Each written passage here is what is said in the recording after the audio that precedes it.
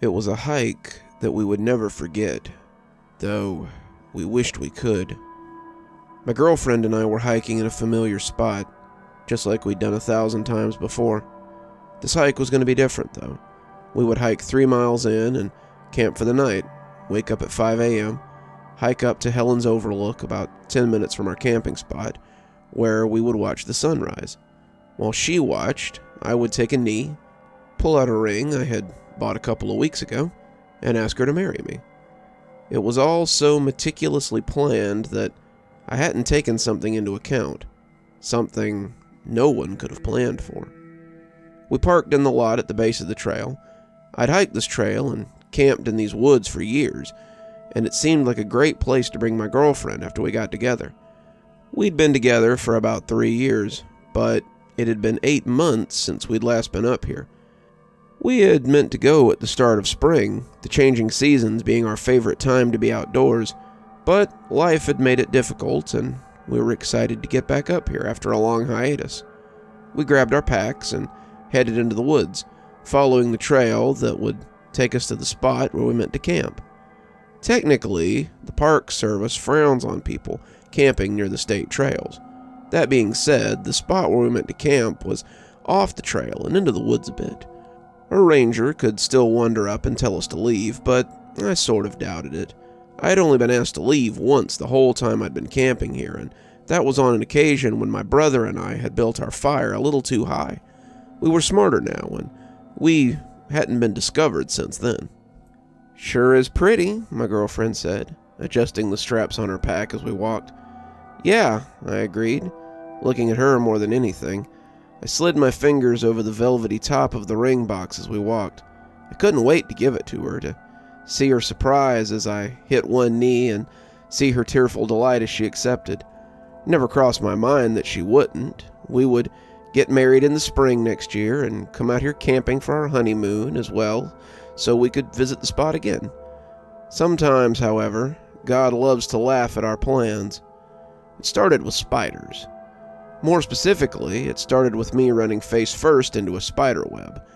It had been hung across the trail, and the little builders fled as I slapped at the remains that clung to my face. I checked myself to make sure it hadn't fallen onto me, and when I was certain it was gone, I shivered as we set off again. From there, my girlfriend and I found ourselves dodging webs pretty often. They were just little spiders for the most part, but as they clustered together, the webs became more annoying. My girlfriend shrieked as one clung to her hair, and as I helped her check for stowaways, I couldn't help but feel crawly. I'd seen spiders in the woods before. They lived here too, after all, but never like this. I had expected that some of the late-season snows would have gotten them, but they were here despite it all. We followed the trail, dodging spiders and looking for landmarks until my girlfriend finally said she had to pee. "I'm just gonna walk over this way. Keep an eye out for other hikers?" I told her I would, and she stepped off into the woods to do her business. When she screamed a few minutes later, I ran into the woods expecting to find a bear or a coyote or something. Instead, I found my girlfriend leaning against a tree, shaking as she pointed to something strange hanging from the tree. It looked like a cocoon, but it was practically throbbing with spiders. I had once seen a wasp's nest hanging in the woods, the big papery-looking ones, and that was what it looked like more than anything.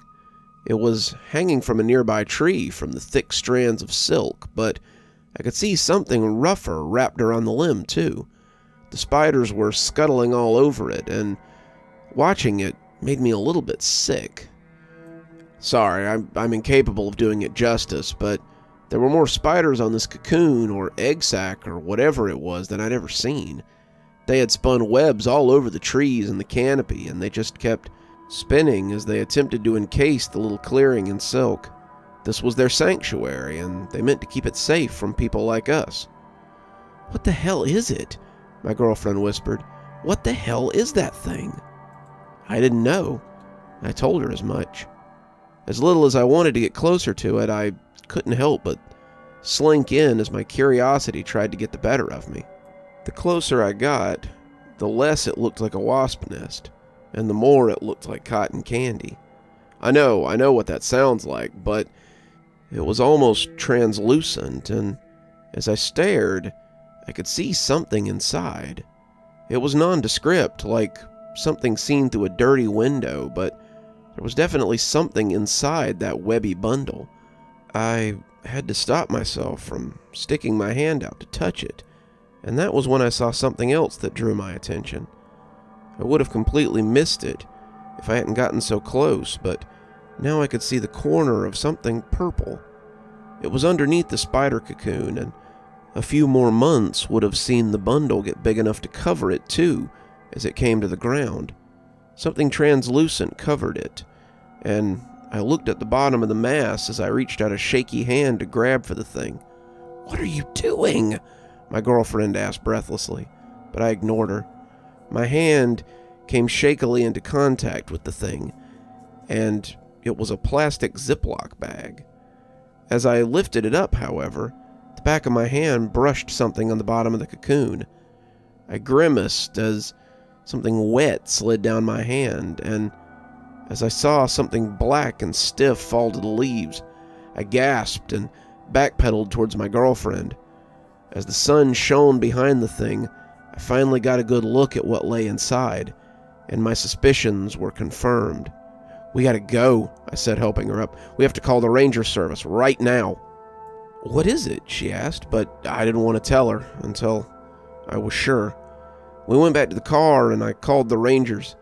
In the meantime, I looked in the bag I'd been clutching the whole way down the trail. It was a purple notebook, the kind you could get at Dollar General for a couple of bucks, and inside was someone's journal. Her name must have been Lisa, because she signed all of her entries with it. The more I read, the more I came to understand that this was a journal she was keeping in a mental health facility after a suicide attempt. She talked about the medication they had her on, about the groups she had attended, about the phone calls with her parents she had, and how it had all helped her see that life had meaning and that she shouldn't squander it.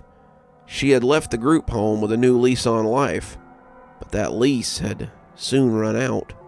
The last entry was made about 4 months ago, about a week before one of the worst spring storms in a decade. "I just can't take it. Charles is gone. He says he can't handle my roller coaster emotions, and he took Sophia to stay with his parents for a while.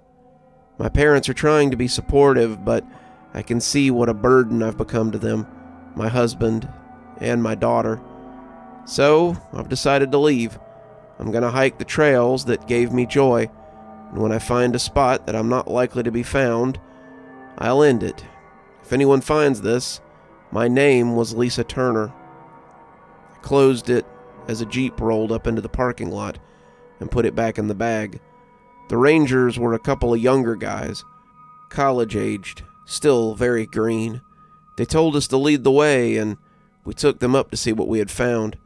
They laughed as we tried to explain to them what we had found, joking that it was probably just a really big wasp nest. They shut up when we got to the spot, and they saw it for themselves. They called in a few other people, telling us to stay close just in case. They brought a fogger and some thick suits for dealing with pests. As the spiders either fell dead or fled their perch, one of the rangers brought a ladder and started inspecting the web mass. He was an older guy and looked like he'd been doing this since pioneer times. He shook his head and asked for the limb cutters. One of the younger guys scoffed. "There's no way you can cut that limb with those, Hawk." "Don't need to," said the older ranger, I supposed, who was Hawk.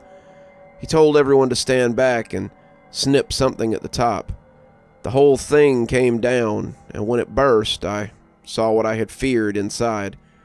There was a woman in the cocoon, her body bloated and rotten looking. She was covered in moving tumors that had burst and began spilling little spiders out of her. She had a rope around her neck, the purple marks still visible on the bloated skin. Her face looked peaceful, despite the bulges and tumors where spiders had used her as an incubator. The police were called, and I handed them the journal, told them how we had found the body. They thanked us, the rangers telling us they would put our names in for an accommodation, but it was the old guy I was waiting for. He looked like he wanted to talk to us since he'd cut that body down, and when he leaned in close so the others wouldn't hear, I knew he meant to impart some wisdom.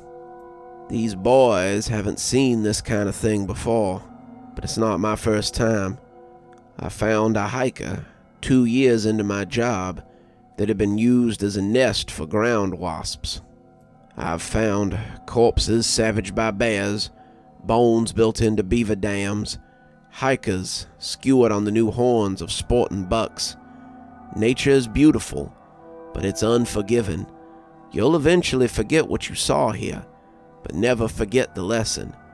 Nature will take you, if it can. It will take you, reshape you, and use you for whatever it needs. Be careful when you're in the woods, and always be courteous of the natural order. My girlfriend and I hiked back to the car in somber silence, neither of us having much to say. We didn't camp that weekend, but I did propose about 3 weeks later. I did it at our favorite restaurant, an Italian place in town, where we'd had our first date. She agreed with the expected amount of tears and squeals. I guess that makes her my fiancée now, and I'm glad to have her by my side. I've tried to forget what I saw in the woods that day, but I'm always mindful of my place when I'm in nature. Who's to say who might find me if I forget? You're still here. I thought you might be. Thanks for joining me for tonight's story. If your insatiable appetite for horror knows no bounds, might I suggest one of our playlists, or one of our previous stories in the archive? There should be one appearing at the end of the story any minute now. And of course, if you're not subscribed, why not go ahead and hit that subscribe button? Maybe hit that notification bell so you don't miss any of the spooky things that we do here. If you prefer your horror a little more analog, you can always pick up one of my books. There's a link below to my latest, and it'll take you to all the great things that I've posted on Amazon.